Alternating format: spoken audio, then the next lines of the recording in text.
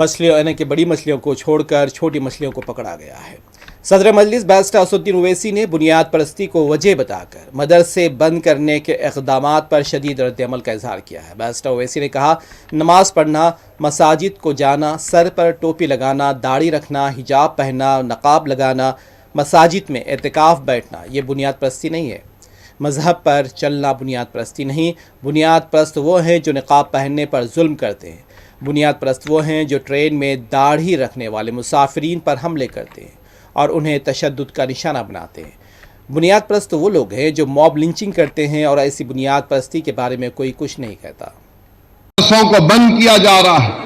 Radicalisation का मतलब क्या है? जो नमाजी है, चेहरे पे दाढ़ी है, सर पे टोपी है, जो बुरखा पहनते, हिजाब पहनते, निकाब पहनते, जो सलाम अलैकुम वालेकुम सलाम बोलते, जो अल्हम्दुलिल्लाह बोलते, यरहमकुल्लाह बोलते, जो मस्जिदों में जाकर एतिकाफ करते, वो रेडिकलाइज हो जा रहे हैं।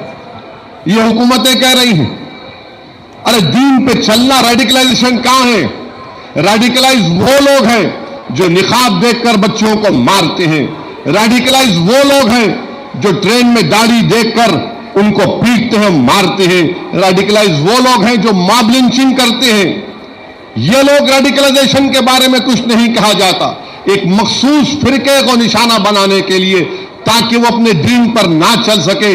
याद रखो, तुम्हारी ये हरकतें, तुम्हारी ये तमाम पॉलिसियां कुछ काम नहीं करेंगी।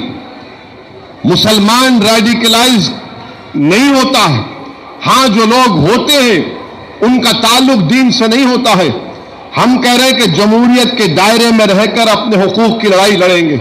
मस्जिदें तोड़ना रेडिकलाइजेशन नहीं है। मस्जिदों को दूसरी इबादतगाह में तब्दील करना रेडिकलाइजेशन नहीं है। और एक अमन के रास्ते में, इंसाफ के रास्ते में अगर कोई ये कहेगा कि नहीं नहीं लॉ एंड ऑर्डर खराब हो जाएगा, लॉ एंड ऑर्डर अगर खराब होगा तो इंसाफ नहीं मिलेगा क्या? इंसाफ नहीं मिलेगा क्या? बताओ फिर हमको। एक अजीब व गरीब बात है।